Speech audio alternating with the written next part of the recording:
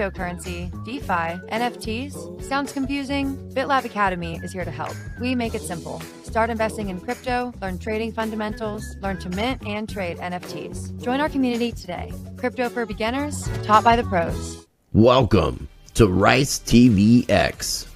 You've just tuned in for the latest transmission of Stranger Than Fiction. On today's show, I am joined by the creator and host of What on Earth is Happening, Mark Passio.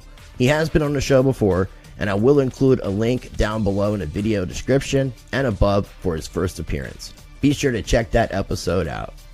Before we get into it, visit ricetvx.com and sign up for my mailing list so you never miss an update or new Rice TVX content. You will also find my various social media links and more. You can also find Rice TVX on Odyssey and Library, where I have a full catalog of my videos, post up extra content, and share other appearances. And you can also find Rice TVX on BitChute. I've partnered up with My Patriot Supply so that you can prepare for these uncertain times. Visit www.prepwithrice.com. I highly recommend My Patriot Supply, America's largest emergency preparedness company. Act quickly and you'll save $150 off their essential 3-month emergency food kit, which contains an abundance of delicious foods that provides more than 2,000 calories a day. This includes free shipping quickly and in unmarked boxes to your doorstep. Visit www.prepwithrice.com as an additional way to support the channel. I will include links in the video description for everything I just mentioned, as well as everything shared on today's video.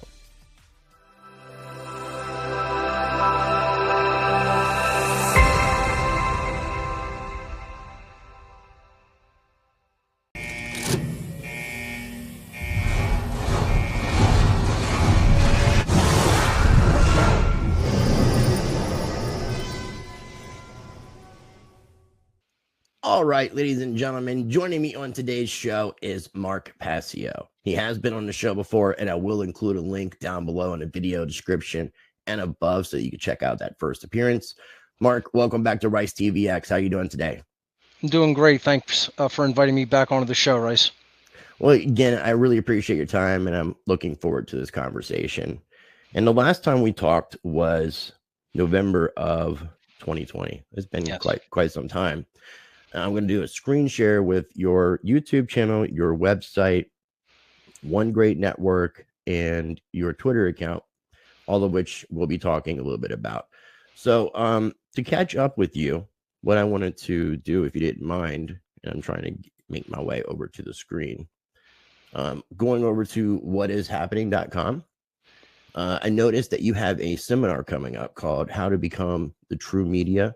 2022 seminar enrollment is now open. Do you mind explaining what this is and what made you decide to do this? Sure. So, my information that I've been putting out through my website, my podcast, my presentations over the years is all geared toward teaching people not only what's going on in our world, from a perspective of how the control system operates, but it's teaching solutions in the form of understanding objective morality, understanding natural human rights, understanding natural law, and how we co-create our reality in conjunction with those laws of creation. And one of the biggest, I think, stumbling points in our community is that many people will understand the philosophical, the moral points about human freedom and the lack of it in our world today, but they will often not have under their belt the technological skill sets to communicate that information to others in the modern digital age. This is tantamount to not knowing really how to read or write in the past. It is a form of illiteracy in the modern age. And when I find people who are very well versed in the philosophy, but unfortunately they'll say, I'm terrible with technology. I don't know anything about computers. I wouldn't know how to do a show like yours. I wouldn't know how to even build a website or do an audio podcast or anything. I feel like that's hugely wasted potential. And what I set out to do is try to fill that gap by I am a tech person. I was a tech person by trade in the past. I professionally did troubleshooting. I in the past I professionally did graphic design and publishing as well. But that kind of parlayed into a technical career of troubleshooting. So I learned a tremendous amount about computers, software, operating systems, etc. And I figured that, as a teacher of this information, one of the best ways that I could help to propagate that information is get people to a level of technical competency with operating systems and software, and help them to understand how you publish in the modern era. So that's what How to Become the True Media is. And we're into the third year of this seminar. I basically have now, I'm now splitting my year between doing podcasts on What on Earth is Happening and doing the How to Become the True Media seminar. It's actually a 23-week long seminar, so it's a pretty lengthy commitment of time. But basically what you'll come out of this seminar understanding is how to work with computers, operating systems, hardware, software, best practices, using, making outlines for your thoughts, making presentations, learning how to manipulate graphics.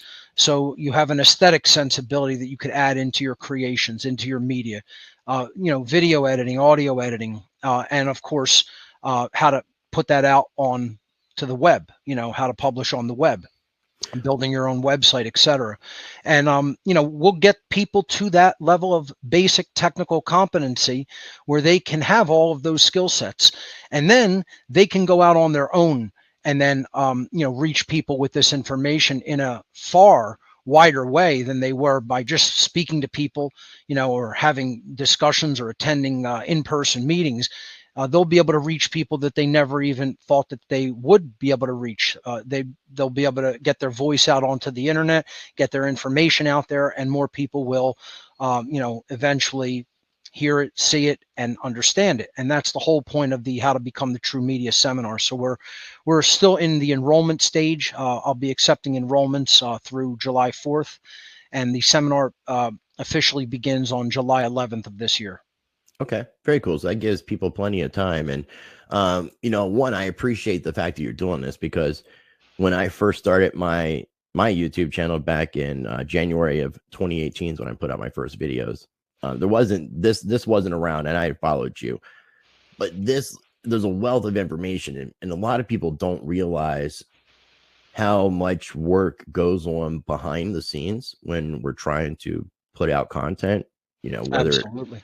Everything from the video editing, the graphic design, and including video, you got audio with that. And then you got to upload, learn about SEO, keywords.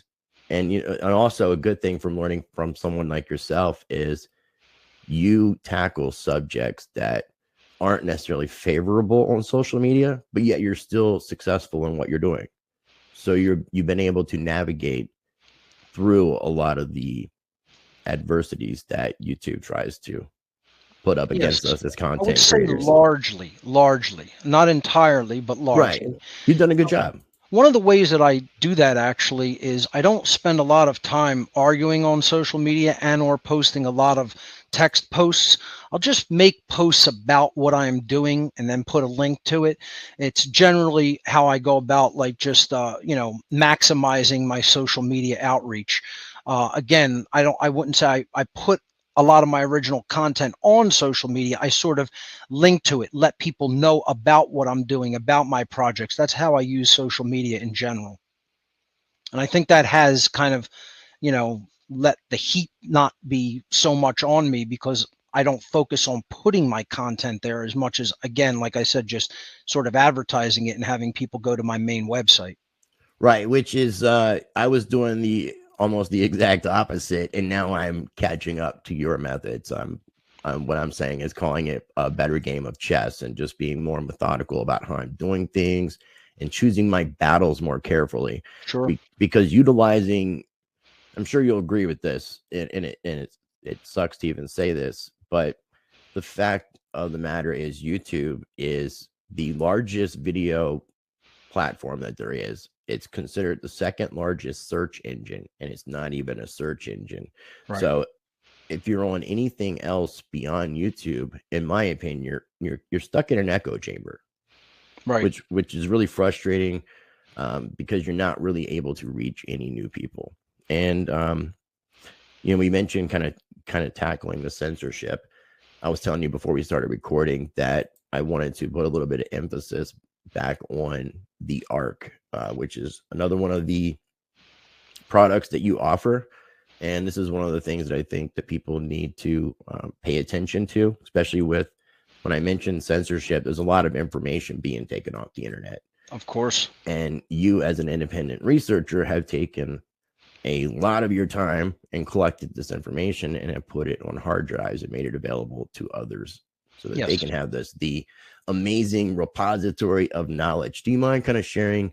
I know we've talked about it before, but do you mind kind of putting a little more emphasis about the importance of what's on Absolutely. the ARC? So the ARC is not a product. I would personally not call it that. It is basically a private offer of information that I have amassed digitally. So what it is whoever is interested in this offer of information sends me a 2 terabyte hard drive. I copy my 2 terabyte hard drive, which is filled with data, onto their drive and ship it back to them. That's basically what the ARC offer is. And the ARC information repository consists of 26,000 audio files, about 9,500 digital books, and I think it's over 4,300 digital videos all in one place, or 3,400 digital videos, something like that. And basically, this is a information repository where people would not have to search the internet and often be disappointed that the information has been already censored, and then it becomes difficult to find in dark corners of the internet, having to use other technologies, possibly other protocols. It's all in one place for people. It's formatted in a format that will work with any modern computer. I use the exFAT format for the drive, so that can be plugged into a Windows system. It could be plugged into a Mac system. It could be plugged into a Linux system. So it's platform agnostic. And you could take this to any computer that has a USB port on it and watch, listen, read, and learn at your leisure anywhere that you have a computer.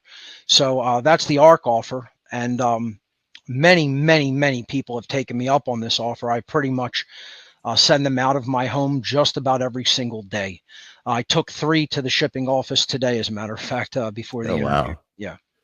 Wow. Well, I do encourage people to take advantage because, like I said, there's a wealth of information, and considering everything that's happening, and I feel like the censorship will still continue to get worse before it gets better.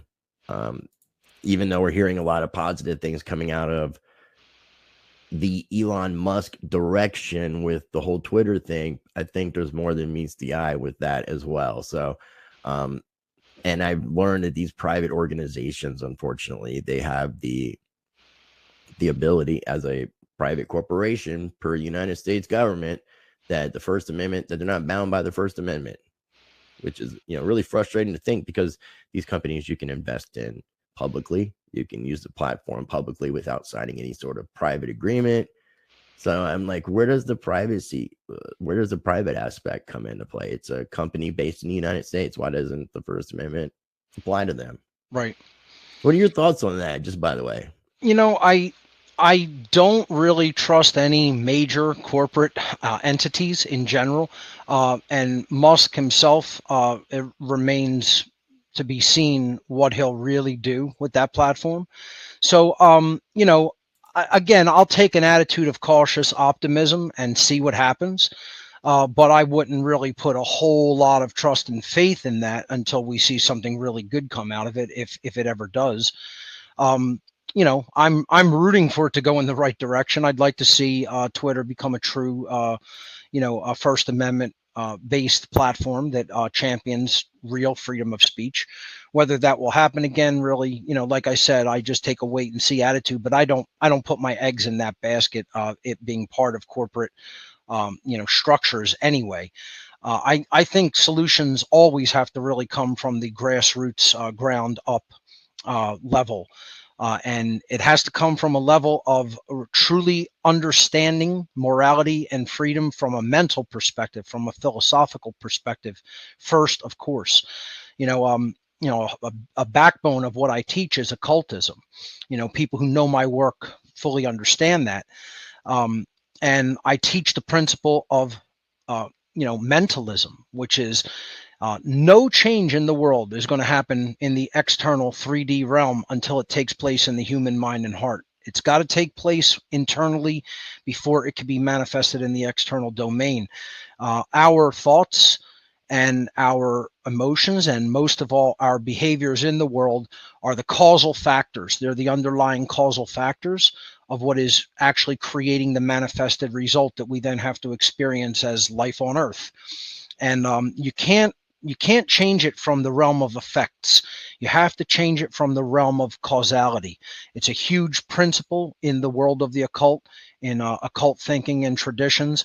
And it's something that I wish more people would very deeply understand, because then I think that they would really, truly understand and emphasize the importance of true education. So many people just want to learn about what's going on in our world, want to focus on all the bad stuff, instead of realizing what we really have to do is become teachers. We have to become teachers of this information, and not just dwell on just the daily machinations of the evil people who are currently in control. If you do that, it's an endless hamster wheel of just describing a prison. Instead, if we understand the causal factors of what led to those conditions, we can learn how to reverse it. That's where the real solution lies. The real solution lies in changing what is going on in our worldview, in our thinking, in how we understand how whole global situations become created in the first place. And if we educate people regarding that, modality of creation, how the whole human condition is created and can be set in a new direction if we so choose, if we set our will toward that goal, then that's when I see, that's what I see as the real solution, and that's when I see real change taking place. But we have to get on to that, and stop just looking at the realm of 3D happenings, and understand the realm of causality first and foremost. You always have such a great way of being able to explain things and get your point across. And it reminds me of just sitting there listening to numerous hours, because I've invested a lot of my time into you, watching a lot of your seminars.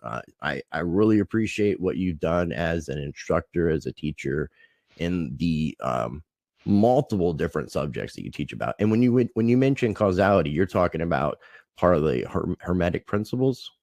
Yeah, it's one of the what is known as the Hermetic principles, but it's what I simply refer to as the foundational basis of natural law. Natural law is it's like a mirror. It's karmic law. It's as we put out our thoughts, emotions, and actions into the universe, we are actually receiving that back over large swaths of time. It's not an instantaneous process. People think of karma as, again, you steal something from somebody and you walk outside and, a piano falls on your head from a second story window. It's not an instant thing like that. It's something that works over long periods of time amongst the whole population. So I explain natural law to people that it is providing to us the consequential results collectively, aggregately, of all the thought and behavior that humanity has put out into the world, into our localized 3D domain that we call the Earth. And it works over aggregate consciousness. to bring us an aggregate result.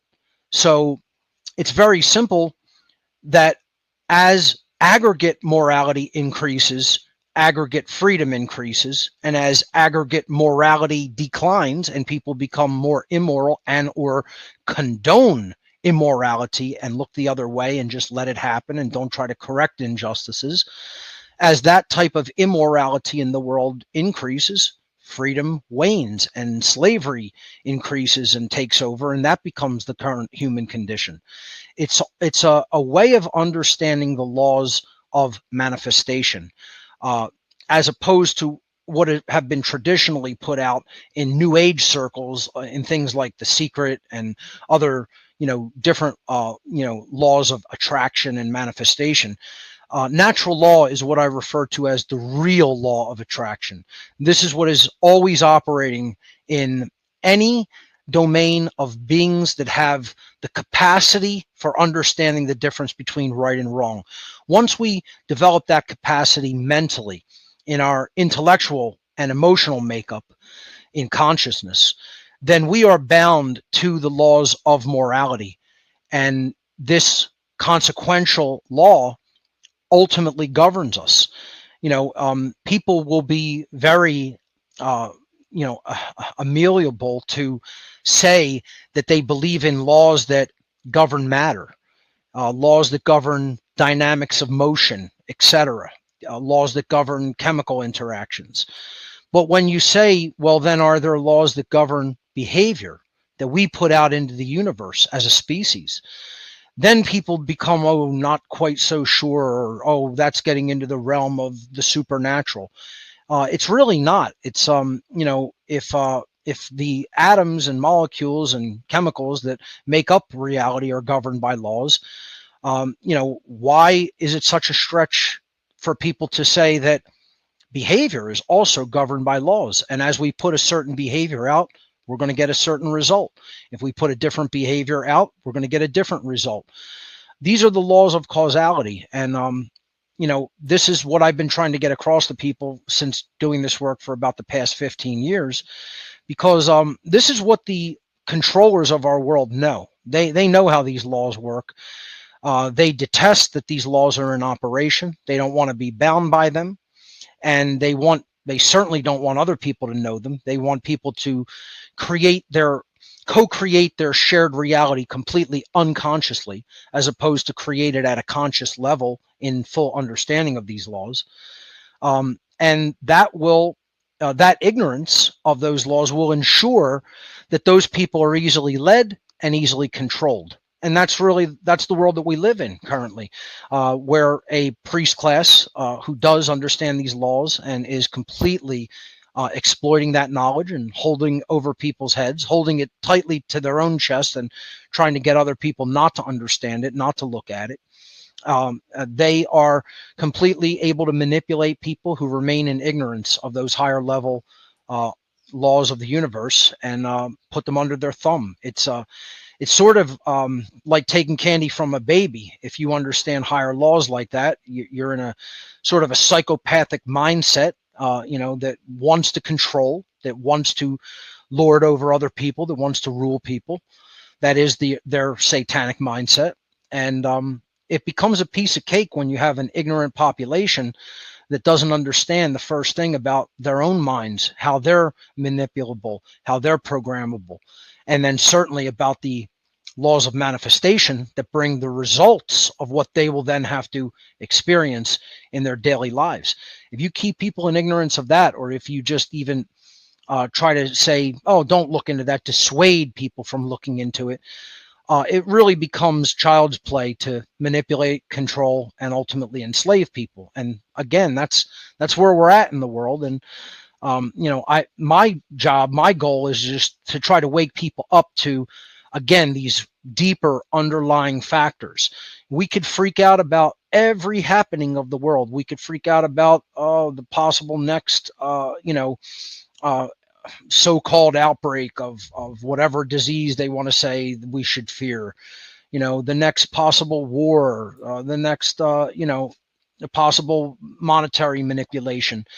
But if we if we focus just on the 3D events, we're not getting down to what needs to change, because if people don't change, earthly events don't change. If people stay in the same mindset that they always have been, they're always going to do the same things they always have done, and they're going to get the results they've always gotten. This is what needs to change. The mindset has to change, then the behavior will change, and then the results will change. It's actually very logical and fairly easy to understand. It's just people are still in a lot of resistance to the idea, because it squarely and firmly places responsibility firmly upon the self, which is where most people don't want it. They want to point the finger externally. Oh, I would 100% agree. And then change is not something that people like very much, especially change that's not a wanted change. It's not comfortable. Yeah. Right. And so, but those are the times that, we definitely grow, but there are a lot of individuals still dealing with that cognitive dissonance. You said that a lot of this has been, perpetrated, and a lot of things have happened over the course of time that has just been enslaving us in a lot of different ways, a multitude of ways.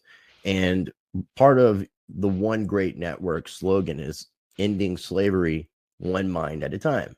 Right. Now, the last time I talked with you, you were about to launch One Great Network. I was supposed to be a part of it at launch. I completely slacked on it on my end because of being incredibly busy and being a one-man team. I talked to you before we started recording.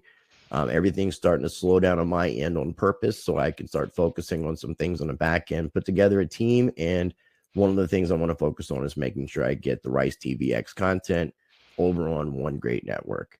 So if you don't mind, even though we've talked about it before, do you mind explaining once again what the One Great Network is and the purpose in its existence? Yes. One Great Work Network was an idea that I had back around maybe 2015 or 2016. And I thought, maybe I could curate a big collection of content creators who are actually doing this type of work. They're making original content. They're creating their own media. They are the true media already. And, I figured, what if I put together a big collection of these people who are already doing this great work, and curate that and make an online network where I highlight all their work. Of course, in addition to mine, my work is on this platform as well, but I really wanted to make it something that would highlight other people's work who are doing similar work to myself. People who I respect, people whose work I highly value and respect. So I started reaching out to people and just saying, if I do put something like this together, I'll come up with some sort of an infrastructure for getting your work onto the site, and we'll host your content. And we don't do a lot of like high bandwidth self-hosting. We basically use other platforms and then link to it, basically. So it's like a collection of everybody's work. Each individual has a blog. So what you're seeing here, this is the content creator gallery, right? All of these are the individual content creators whose work is on the platform. If you clicked into one of them, then you would see their blog with all of their content.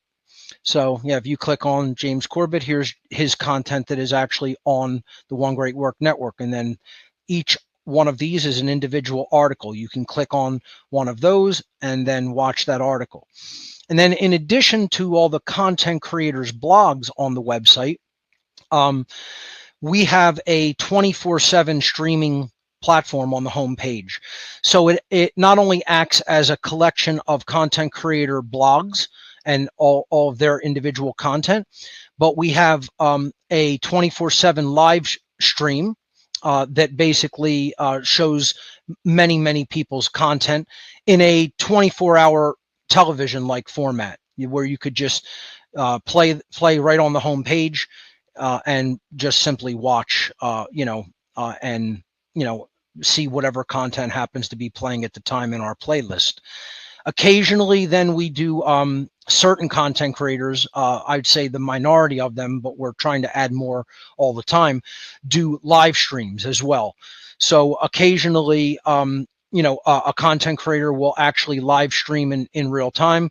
onto this player. We have producers that will bring their content in real time as they're doing their show live. And that's what you could find, the few content creators that do actually have a live streaming show on the schedule page of the website. And then, in each person's blog, you can also donate directly to them. The one thing that I really wanted the network to be was free. I did not want this to be a subscription model. Even back when I was first thinking about it, I kind of wanted it to just be a free thing. It's completely free. Nobody is paying to get on. It is privately curated. So, I have to accept the content creators. It's not like anybody could just make an account on here, right? So it's a privately curated platform. But no one pays to get on it. No one has to, pay any dues or anything like that to be a part of it. It's entirely voluntary, donation based. So our viewers and listeners support the network on the donation page, and each individual content creator has a donate button. So you could donate directly to the content creators to help them support their work and help their operation continue to grow as well. So it's a mutually cooperative network of content creators who I feel are putting out some of the best work out there to describe the human condition and to help improve it. It's onegreatworknetwork.com is the website address. Was I mispronouncing it? I think you said One Great Network. It's One Great Work Network. Yeah, it's the work network thing that messes with my mind. It's like my brain wants to omit one of the works. So, right. But one like the slogan for What on Earth is Happening was one great work. This is one great work that humanity has to perform to change itself and to free itself. And then this is the One Great Work Network, people who are all collectively doing that one great work and putting that work out there for others. All right. Well, I appreciate you taking the time to explain that. Yes, and we're going to be onboarding you, Rice, as soon as possible. I'm glad to hear that you're able to get your content up there now, and I'm looking forward to bringing you onto the platform very, very shortly. Thank you very much, my friend. I appreciate you saying that. Was there anything else that I missed in the world of Mark Passio of all things going on? I'm going to be speaking at a couple of conferences come fall. I'm going to be putting those on the website soon. I redesigned the website not too long ago, redesigned my gifts area. The seminar is coming up. I'm still, got a few weeks left in my, podcasts for this season. They'll go out till the end of June, each Sunday. I do a live streaming show, 3 p.m. to 6 p.m. Eastern time. I just finished covering the occult philosophy of Thelema. It was a 3-part series breaking down what that occult tradition entails philosophically, clarifying that for some people. Yes. What was it called? Sorry. The occult philosophy of Thelema. I just did a 3-part series on that. I'm probably going to be doing a series on other occult traditions soon, including Rosicrucianism and Theosophy, a couple of traditions I haven't really broken down in depth. Earlier on in What on Earth is Happening, I focused a lot on the occult traditions of Kabbalah and Tarot and Freemasonry. And this season, I'm kind of getting into some what you might call a little bit lesser known traditions, but nonetheless have very powerful teaching lessons and philosophical lessons included within them. And I'm attempting to really break down the philosophies that they convey and, dispel a lot of myths about them as well. A lot of people think occultism is one thing, is just bad or evil. And right. I'm trying to explain to people it's a neutral set of knowledge that can be used in an evil capacity, or it could be used in a very powerful positive capacity as well. It's about the intent of how that knowledge is going to be wielded by the practitioner, by the person who is holding that knowledge, who has gained it and is now, how are they going to use it? It cuts both ways like a knife. You can murder someone with a knife for absolutely no reason, and that's an act of chaotic evil. However, you can cut up some vegetables and share a great nutritious meal with someone. So, it's an object, and the consciousness of the person wielding and using the object is going to determine the manifested result. Occult knowledge is the exact same thing. And it's sad that most people don't yet really truly understand that, because it's my contention that we really need an occult revival in this world. We need an occult revival not only in the United States, but throughout the whole world. And I mean from a positive occult perspective, from a real spirituality perspective. The whole New Age movement is sort of a fallacy and a farce, and it's dropped the ball. I don't even know if it ever really had the ball and was running with it. But it's sort of a watered down version of spirituality. I give seminars. It's a Kool-Aid version of spirituality. True. I've given seminars called New Age Bullshit, where I talk about that, there are some good core principles within it, but then it kind of jumps the shark and people go off into extreme forms of thought that aren't balanced and healthy with it. And I've given a lot of, corrections over my explanations of where they went wrong, and then corrected it and given it from a perspective of true spirituality, of what I call streetwise spirituality, without the woo-woo aspects of it. That's something that I think is ultra important. And that's why I'm probably going to get into covering deeper occult traditions, again, from a high philosophical perspective, to round out this year of my What on Earth is Happening television show. So that's coming up on future editions. And then again, enrollment for the How to Become the True Media is open, and we're going to start classes in mid-July, around July 11th, on July 11th, 2022. For more info on that, you could check out howtobecomthetruemedia.com. That has the basic curriculum of the class there. And, you could hit the enrollment button to go to the enrollment page. That's the actual enrollment page there on my gifts area of my website. I clicked it from the main webpage. Yeah, I took people right into the enrollment area from that banner. What was the link that you said? That's the actual, howtobecomthetruemedia.com is just a small one-page website. Howtobecomthemedia.com? The True Media, and it's how at the beginning. HOW at the beginning. Yep. Yeah, hot to become. Thank you for correcting that. Howtobecomthetruemedia.com. At this point, people should know the link, and it will be in the video description as well. And then you just click here to enroll. If you consider yourself a technologically challenged individual, if you kind of have a technophobia, a little bit of a fear of computers, this would be the type of seminar that you would want to look at to become technically competent. And even if you are a beginner, novice to even intermediate level, if you have that type of knowledge, this could really sharpen your skill sets and also show you a lot of organizational skill sets. As I've described, it's not just technical skill sets. There's a lot of life skills. There's life lessons contained in this seminar as well, about organization, about focus, about persistence. A lot of things that are somewhat outside of the purview of just straight technology will also be talked about and conveyed during the course of the seminar as well. And people get to spend 23 weeks with you every Monday. 23 individual classes, yes. That's a lot. That's a lot. So it's a wealth of information. It's a lot of your time, and people get to learn a lot more about the inside workings of behind what you're doing and how you do what you do. So yeah, I think it's definitely a really cool course, and I encourage people to 100% check it out. You mentioned, and I hope I'm saying this right, theosophy. Yes. Okay. Was that Madam Helena Blavatsky? Yes. What's her last name? Her first name, Helena Blavatsky. Yes. Blavatsky. Okay. Yes. I also had, when I had looked into some things in regard to theosophy, and I'm drawing a blank on his name, the gentleman in the early 1900s that referred to himself as the Beast. You're talking about Aleister Crowley. That's what Yeah.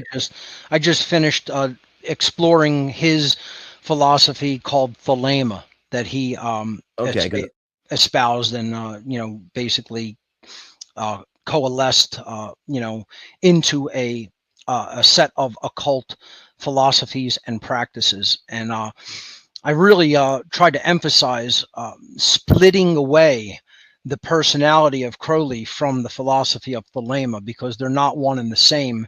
And to study Thelema is not to become a fan or try to emulate Crowley and his lifestyle and things that he did. So that's one of the things that makes people shy away from even looking into the philosophy of Thelema. That's why I considered it was very important to dispel some of that negative perception and miscomprehension regarding the actual philosophy. Again, an individual can say one thing and do another. That doesn't mean that the things that were said or written down have no value in them. It means you simply have to not try to emulate that behavior, because it was not set with good intent and in the right direction. But this is what I did recently, is covered that and tried to explain that that type of discernment that is required to study something like Crowley's philosophy and writings without getting hung up on him as an individual, and certainly not glorifying him as an individual. and he was definitely an interesting individual. And when you mentioned what is the thelema? Is that how Yes. you? Okay, I've always thought, and maybe this is just me being ignorant, but I always thought that Crowley was Luciferian. A lot of people have that perception. Thelema is not Satanism or Luciferianism. It's an entirely different philosophy about how to go about actually obtaining freedom by setting your will and intention into conjunction and alignment with the will of the universe, and listening Where to inner wisdom of the higher self coming through to understand what it is that you yourself and we collectively as a human species must do. And it's actually very high-minded philosophy. It's really sad that because of all of the sensationalism that surrounded Crowley, that that is what got emphasized, and that's what people seem to hear about and know about, and yet the actual philosophy of the tradition has been largely buried. yeah, If people, I think, understood Thelema from a philosophical occult perspective, they would realize how powerfully transformative it could be if you, again, separate it from Crowley himself and simply study the philosophy, which is what I tried to put people onto in the last, almost a month on my show. okay, cool. I have to check that out. That sounds really fascinating. I mean, I'm always intrigued by spirituality, and you mentioned an occult revival. I would say I agree, because occult means hidden. Yes, So I would say a hidden knowledge revival, because that's that right. would also be including our history, like Of course, what actually is happening on Earth and has been happening. that's right. Because I think we've been lied to about a lot of that, in addition to all the things that have been lied to us regarding spirituality Yep. and creating division. Now, considering all the different subjects that you have looked into, tackled, and are very knowledgeable with, and you can pick where to begin with this, but looking at everything happening from a geopolitical perspective, Mhm. a macroeconomic perspective, a sociology perspective, considering what's happening with the Federal Reserve, with the US dollar, with this battle of inflation versus deflation, financial collapse, everything happening with the dollar, the World Economic Forum, the IMF, the ECB, all kind of working together for this globalization agenda, which it seems like the Fed is fighting. Klaus Schwab is trying to push this great reset agenda. We have the young global leaders making their way into governments all around the world to push these agendas through in legislation and make them into law and make it a reality. Where there's talks of the due to what's happening with Russia and Ukraine, there's talks of coming food shortages that we're going to be experiencing, fertilizer issues, Bill Gates and a lot of other people buying up farmland, all this real estate being bought up for more than it's actually worth. Yeah, all of that kind of combined, and everything that we've been experiencing since mid 2020 or so, or August 2020, since we talked. What are your overall thoughts? And feel free to begin wherever you like. Sure. It's a great question. Nicely set up. And I'm going to probably come around, and hit people with something they might not consider regarding this, or perhaps maybe your viewing audience hasn't considered. And that is, you can, again, exhaust and go through all of these geopolitical, financial machinations all day to the point where you are frenzied about it. And people are just completely, in an emotional turmoil over it. However, what most people who study it from that perspective never really look at is that we are not up against politicians and bankers and even the military industrial complex. Those are the tools of who and what we are actually up against. And this is one of the hardest sticking points. It's one of the things that I may often butt heads a little bit with people over. And it's something that I find is one of the things that people are most resistant to going into any kind of a deep understanding of. It's understandable from their perspective to a certain degree, because when I say just focusing on those things, you're not going to understand who the real enemy is. You have to understand things from a higher level perspective. And that all of those machinations and all of those tool sets are simply that. They're means to an ends, and they're tools from something above them. And the something above them is what I call an occultocracy. An occult ruling class, a hidden ruling class. Now, some people who study this from a geopolitical approach call this the deep state, but it's something that goes beyond the deep state. It's not just a permanent entrenched government. It's not just what people have referred to as the deep state. It is a priest class that is operating through covert religion. And when I tell people that, they are resistant to it because they have no frame of reference for dealing with something like that.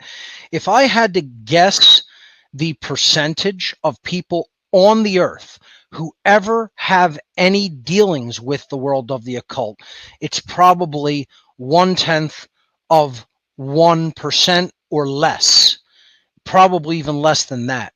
Okay.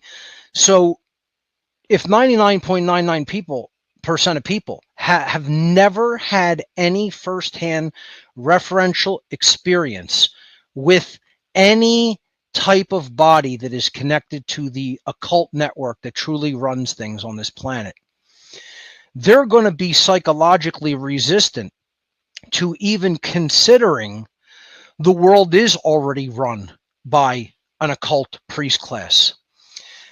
The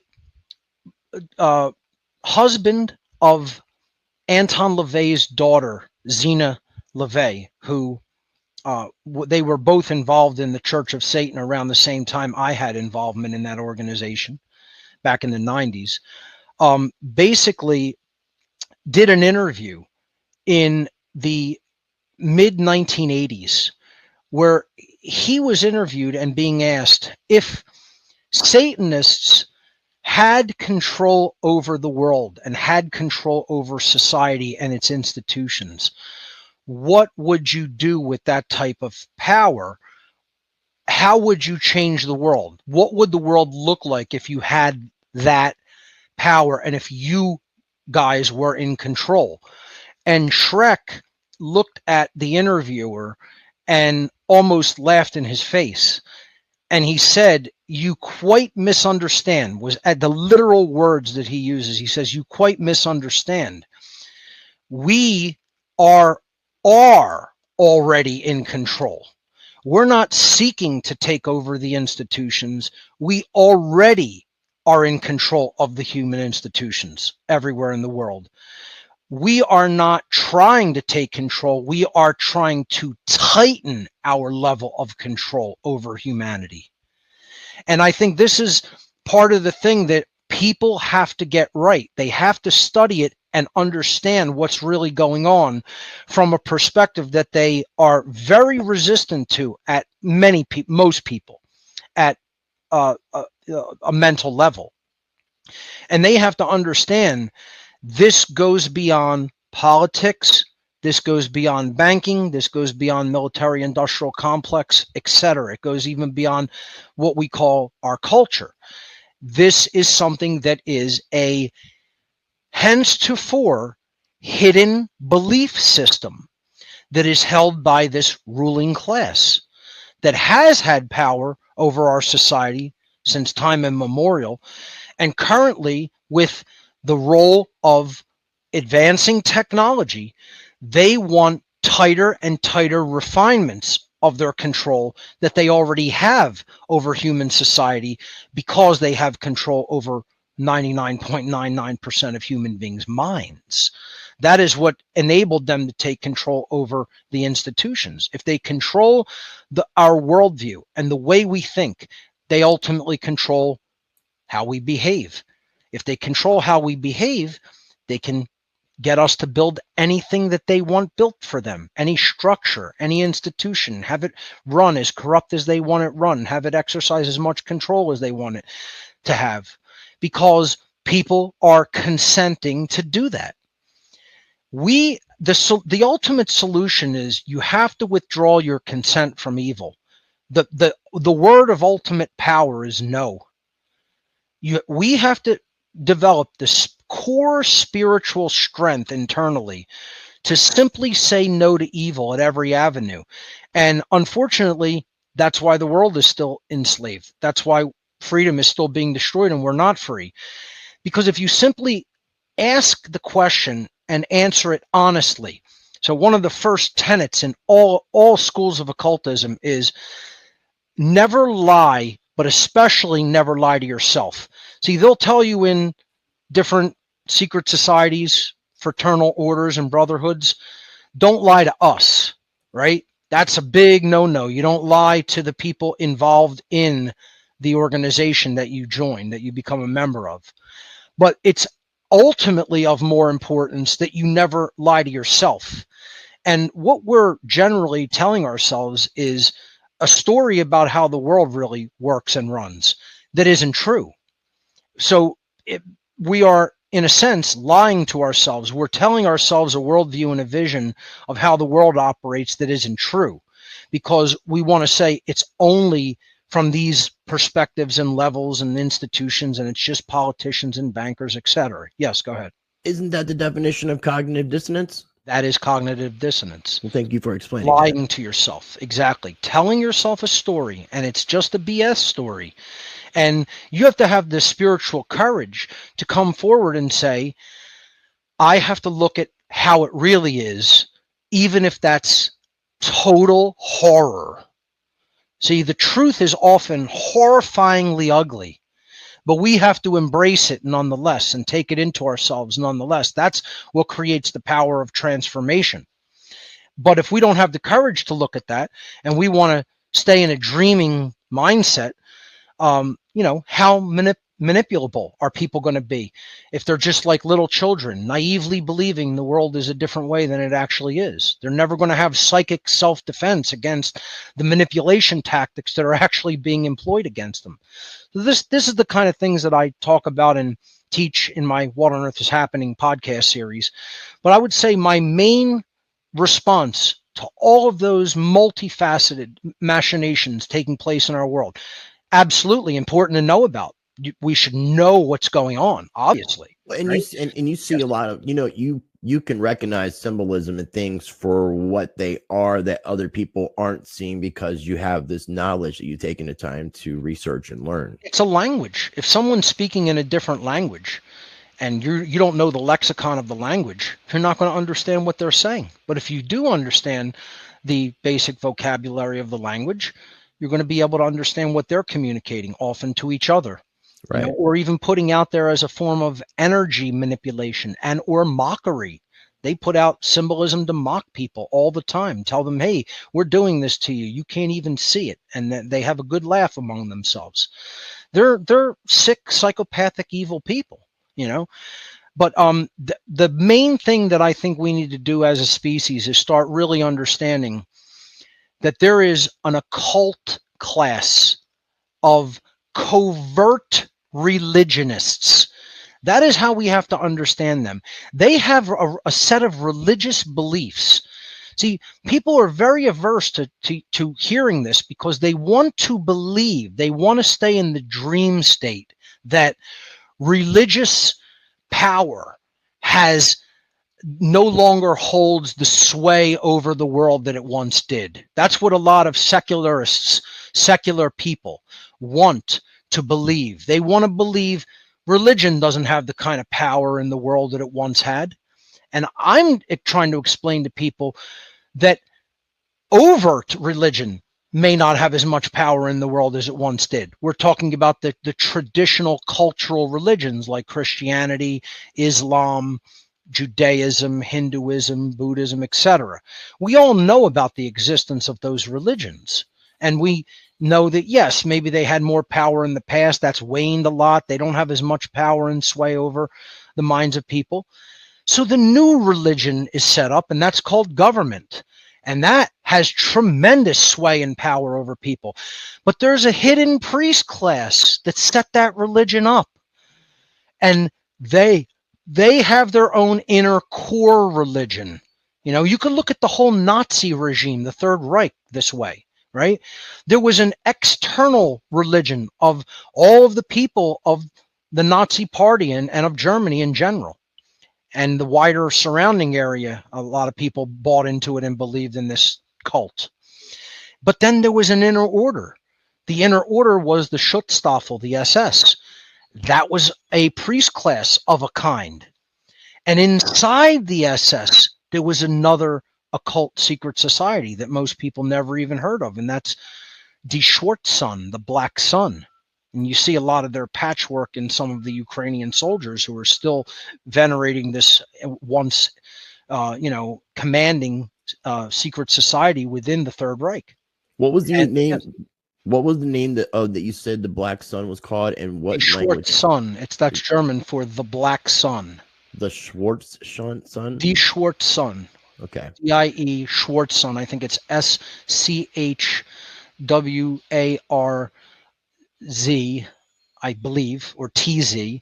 Sun, SONNE. So I've heard of the Sun. I've heard of the Black Sun. I just hadn't heard of it in that German pronunciation. Right. That's the actual name of the secret society in German. And most people will have never heard of it. They had their headquarters at Wewelsburg. Himmler was one of the priests of the inner order of the Black Sun, and they wanted Wewelsburg to actually be the center of the New World Order, of the 1,000-year Reich. But it's very similar to how the whole network still operates.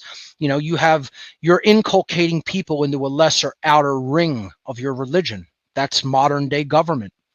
The priest class is, the people that we see as the politicians and other regulators and, officials and authorities, etc., military industrial complex, generals, etc. But then there's an actual inner order priest class.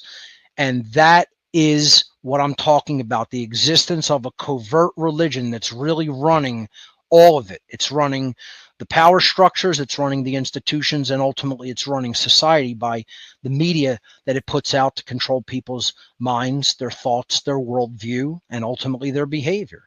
And we're not going to make much headway societally as a people, regaining freedom, teaching people morality, teaching people how you hold on to freedom, and every other thing that we need to really get down to teaching people of real true values and principles and objective morality. We're not going to make headway with that until we accept what has inculcated people into the religion of government, what has inculcated people into not understanding morality and natural law, becoming moral relativists, etc., solipsists, people who don't believe in truth, postmodernists who don't accept, traditional logic and operate only on, emotion to formulate a worldview about what's real or not.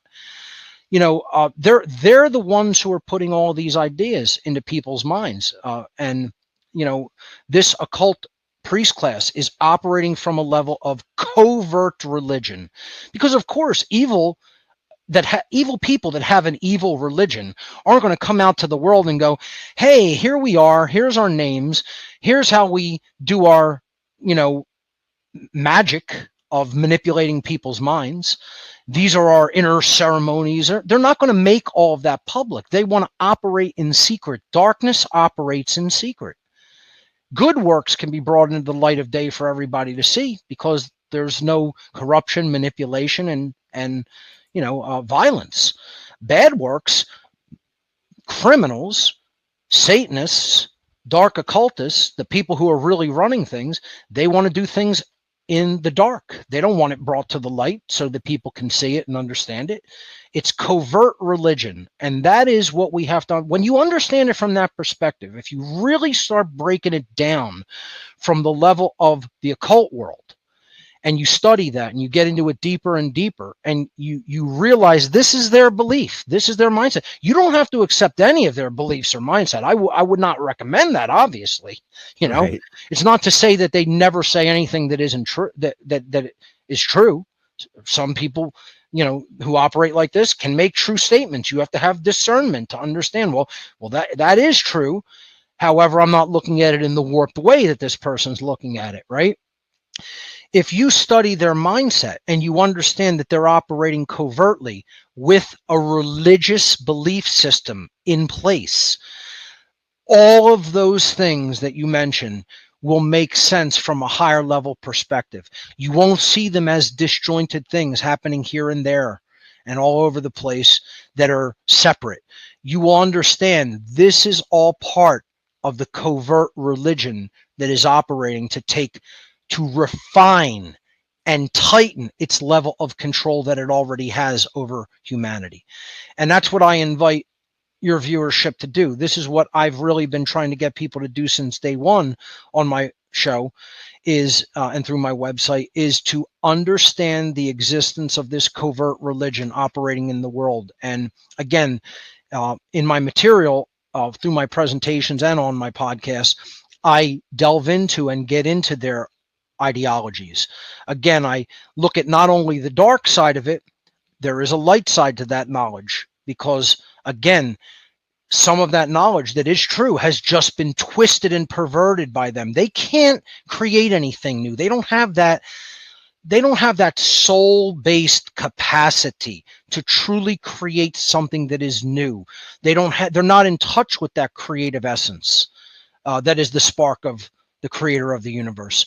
All they can do is take something that already exists and twist it and morph it and degrade it and corrupt it, and then use that as a tool to once again refine their level of control over society. We have to expose not only the existence of this occult priest class, we have to understand they're operating from a perspective of covert religious beliefs, and we have to understand their mindset. It's just like anything else. If you're going to go into a football game, are you going to sit with the coach and watch films on the opponent so you understand their strategy, you understand their playbook, you understand their capacity as team members, what they can do and can't do? Of course, you want to know everything about the opposing side, so when you finally start the game, you're prepared. If you're an MMA fighter and you're getting ready to step into the octagon cage to fight your opponent, you're going to want to have to, before that, do a lot of, a reconnaissance about how this individual fights. Does he have a great ground game? Is he a great striker? Is he a submission guy? You're going to want to know everything there is about your opponent. We as a people are still operating from a perspective of lack of knowledge about the real enemy and who we are up against. We are thinking that it's just a political game, and it's not. It's a spiritual war that is being waged, and we're up against a covert priest class. And I know that's a difficult mental stretch for most people. But my challenge to everybody out there is, if you attempt to look at it from that point of view, from that perspective, everything that you once thought was separate and distinct and not really quite making sense, you'll step back and see it at a million yards, and you'll see the whole picture as one thing. That's my challenge. If the people listening are willing to accept it, you take up my advice and actually look into it from that perspective, and you're going to see the world in a completely different light, and it's going to make a lot more sense. And then you'll start not only to understand their strategy, you'll actually be able to predict it. Well said, man. And I took some notes, and I got some questions and some comments. Sure. So, one, I agree. This is a spiritual war. 100%. That's what I came to the conclusion of myself. When you start going down various rabbit holes, when you go down enough, you start to realize it's just one big rabbit hole. I like the term occultocracy. Occultocracy, yes. That's a really good term for this. When you talked about the occult priest class, I started kind of getting in my mind that we had some sort of AI in control of things, and that any human being wasn't even sure what was really going on. But what you're saying is a really interesting perspective, and you have a lot of insight on this. So to kind of give people a little bit more perspective on this, controlling the education, controlling the media, controlling the entertainment, controlling the religion helps them to set that narrative. Absolutely. What is the involvement, one, of the Vatican in relation to everything you just said? Because we look at the Vatican as being a wholesome Christian branch of Christianity, a wholesome branch of it. And I completely disagree, but I'd like to get your thoughts on the Vatican. And then I'd like to get your thoughts on, because it made me start thinking about a lot of the speculation that people have about Hollywood and a lot of the evils that take place in Hollywood. And then I'm thinking about the control of entertainment, and Hollywood's a big part of that. So where does the Vatican and where does the Hollywood and the speculation that people have of all these evils going on in Hollywood interplay with what you're saying with the occult priest class? Sure. They're both part of the entire satanic network, obviously. The Vatican has probably been infiltrated since the time of its creation. It is, again, part of the overarching dynamic of mind control that this covert class, covert priest class, puts out into the world to take people away from true understanding of true spirituality. So religion is part of that. Cultural religion is part of that. I would say the Vatican probably has within its ranks some of the members of the priest class that I'm referring to, if not many of them. And it is another form of astrotheological sun worship, as are all the cultural religions, really. You know, if you look at Islam, it's a religion dedicated to the moon. You know, if you look at Judaism, it's a religion that is at its core astrotheologically dedicated to the stars and planets. And just look at the symbols, right? The symbols of them. Judaism has a star as its symbol. That's the stellar cult of the ancient world in astrotheology. You look at Islam, its main symbol is the moon because it's a lunar cult. You look at Christianity, it's the Son of God on the cross of the zodiac, it's the solar religion. Just even the days of their main religious worship ceremonies, look at when they take place. Friday is for Islam. It's the day of worship, and that it's the lunar cult. And Friday is named after the moon goddess Freya of the Norse tradition. What about Monday? I thought Monday was like Moon Day, but is that not correct? Yes. It is. Okay. So, but Friday also is related to that as well. Okay, I didn't realize Freda was the same, so similar. Cool. And And then then Saturday is the Jewish Sabbath, and Sunday is the Christian. Saturn, named after Saturn. Saturday is Saturn's day, and then Which Sunday. you mentioned the sun. Star of David. That's also a Correct. weird symbol on Saturn. It's because it's the stars and planets, the lesser lights of the heavens, astrotheologically. So, we have to understand no religion is free from the influence of this major worldwide cult. They gained control and power over the human mind thousands of years ago, millennia. It's not in the last few decades or 100 years. This has been going on for tens of thousands of years, the enslavement of humanity and our mental faculties and how we think and behave.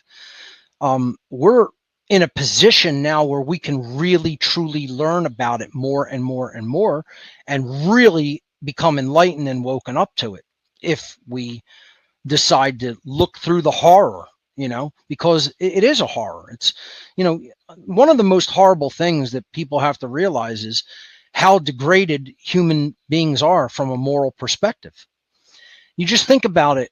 How many people, if offered enough money, would turn down doing something that they know to be wrong? Oh yeah. Do you remember that movie? I think it was called Indecent Proposal. That's one of them. That was one that really got people to start thinking, but not even just like sexual acts. Everybody has a price when it comes down to it. I love the movie The Box, which was a very allegorical film starring Cameron Diaz. That it's a very simple premise. A stranger brings a newlywed couple in the 1980s a box with a button on it. It's got like a little dome that they could open, and there's a button. And he just tells them, if you press the button, you will receive $1 million in unmarked bills in cash. You could do whatever you want with it. I'll bring a briefcase. It'll have $1 million in US bills in it. If you press the button, though, someone who you do not know will die. And the pressing of the button will be the cause of them dying. Okay, you don't know how they're going to die. You don't know why they've been selected as the individual, but somewhere an individual who you do not know will die upon you pressing that button, and you will receive $1 million in untraceable cash. And the moral lesson of the movie is every person who he has ever given the box to and given this choice to presses the button. No one says no. And, I'm not going to say that in the world there's no one who will say no, but the amount of people who would say no is the extreme minority. If we're being honest. Yeah, I 100% agree. There's very few people that really have moral standards that they will 100% stick with to the very end. Right. We could blow smoke up our rear ends and tell ourselves, no, most people wouldn't do that. But we know we'd be lying to ourselves if we said that. And see, this is what I try to get people to do, right? It's not to demoralize anybody. It's just to get into the practice of don't lie to yourself. Say the truth about what really is, because then you know what your starting point is and you know what your work is to do. And you can't lie about that.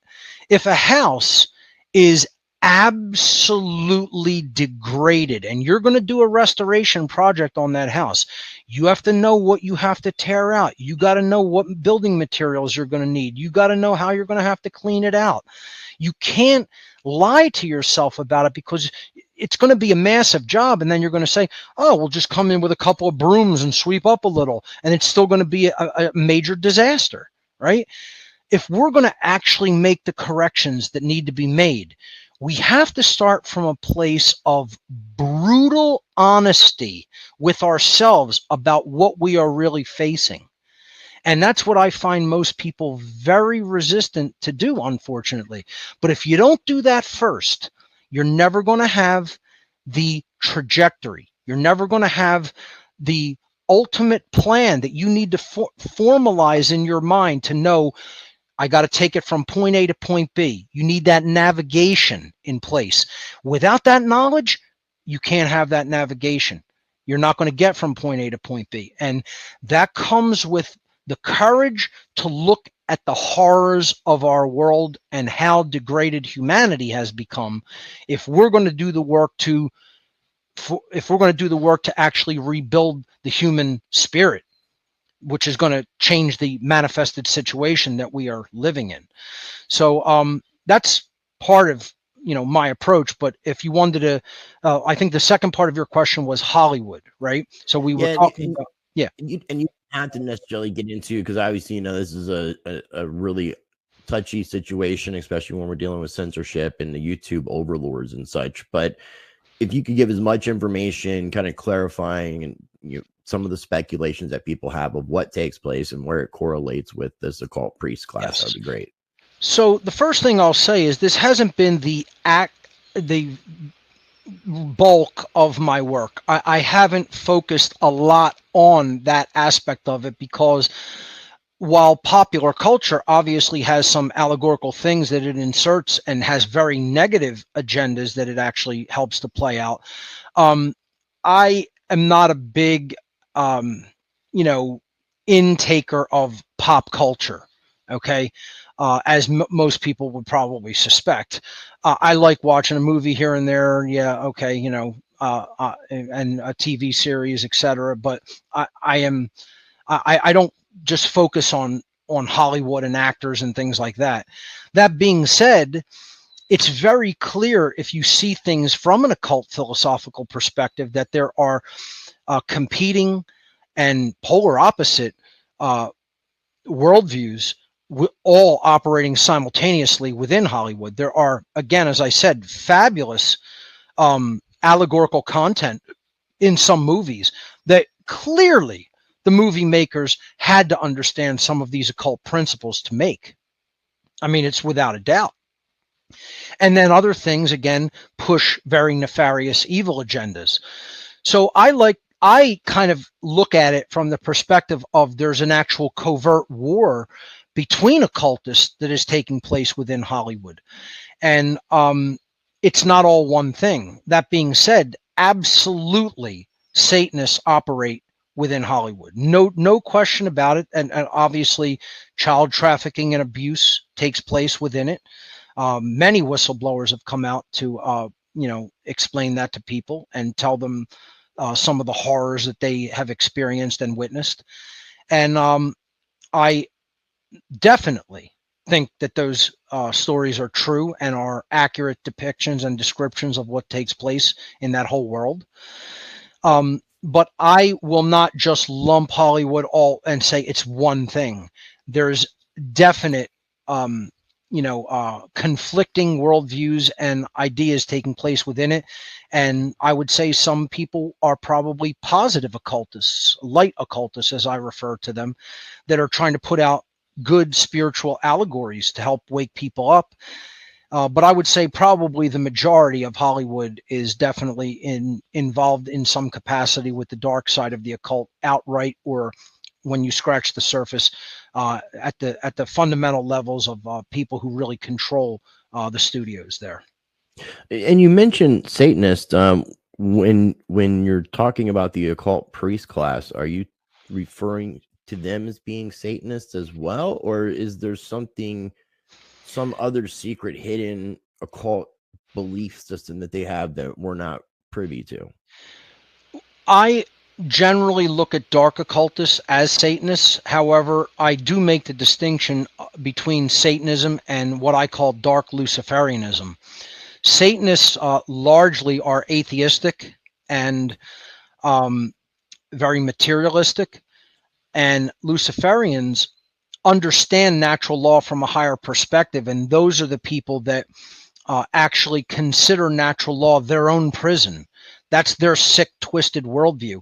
Instead of understanding the laws of morality as boundary conditions that are there to help expedite our spiritual progress and our spiritual evolution as a species, they look at at it as chains upon them that are constraints to stop them from being able to do whatever they want to do without consequence. And in that rage, they've decided they're going to try to do whatever they can to bend the laws of morality. And that is why I would say that they're probably the higher echelon of the dark occultists. And then they control the body of the dark occult that I would refer to as Satanists, which are technically the higher level Luciferians are giving them their marching orders. That's their rank and file, if you will. Okay. And yeah. So when I think about Luciferianism and Satanists from my limited perspective, I've kind of put it as one, Luciferians worship, in a sense, Lucifer, the light bearer, and there is no devil or Luciferian worship in Satanism. And Satanism is more like mindless self-indulgence, kind of the opposite of the teachings of Jesus. I would say even in Luciferianism, it's simply a symbol. Lucifer literally means light bearer. If you break the term down into the Latin elements of the word, Lucifer, the first part, it comes from the Latin lux, which means light. And then fer comes from the Latin ferro ferre, which means to bring or to carry. Okay, so like a ferry is a boat that carries people across a body of water, so put them together, it's to carry the light or to bring the light. And that's knowledge. Symbolically in the occult, light, the sun, enlightenment has always simply represented knowledge. It is not something that means perfection, right? People think enlightenment means perfection. That's not, see, that's like setting up setting something up to knock it down. It's basically keeping people away from the practice that leads to actual enlightenment, because you set it up in their mind as meaning total perfection. And then the person's like, oh, I'm not going to be able to reach that. And then they don't even bother to start, So part of my work is I try to get people to understand there's no such thing as perfection in the 3D realm. If you're expecting it, you're expecting the impossible, and you're going to be sorely disappointed. You could try to aspire to an ideal, but we're all flawed, and at some level, no one is perfect. And it has to be the mantra has to be make an attempt to do as best as you can, not to try to reach perfection. That's not enlightenment. Enlightenment just means that you have the knowledge and you have a clear understanding of what is happening and how the laws of nature really do work. That's enlightenment. There are probably many, many enlightened people that could make the claim they have that knowledge, yet they're not perfect. This is kind of like in the original secret society known as the Bavarian Illuminati. They name themselves the Illuminati, the enlightened ones, the illuminated ones, those who have the light. Again, it's a big motif in the occult world. A lot of people don't know that their former name before settling upon Illuminati was the Perfectibilis, which means the perfect ones, those who have been made perfect. And even they had to think, that's too much hubris, even for us, even though we consider ourselves some of the masters of the world. They even backed down on the name Perfectibilis after using it for a little while and settled on Illuminati. And they're neither. They were neither perfect nor even truly enlightened, because they weren't using this knowledge for good and in alignment with natural law.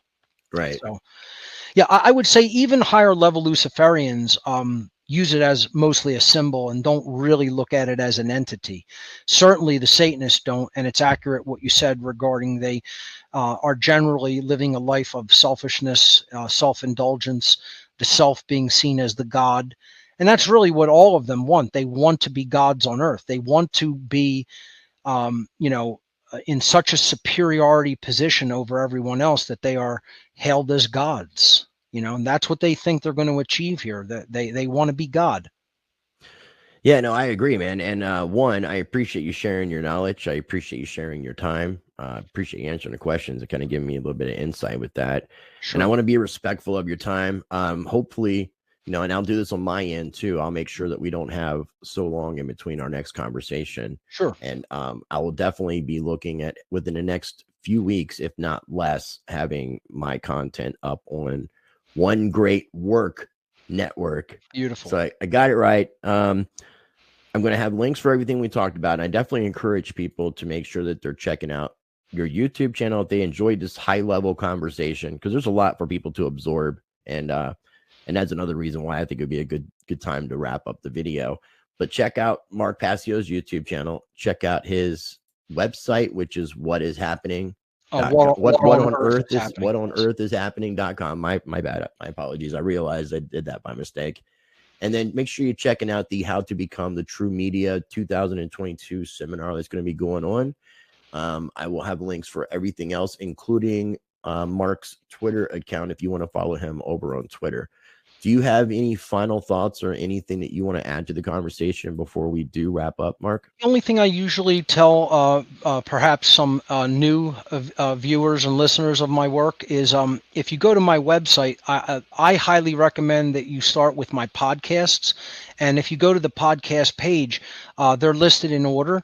I always recommend people to listen in order. Don't skip around. It's a collective and cumulative body of material. The episodes don't really stand on their own.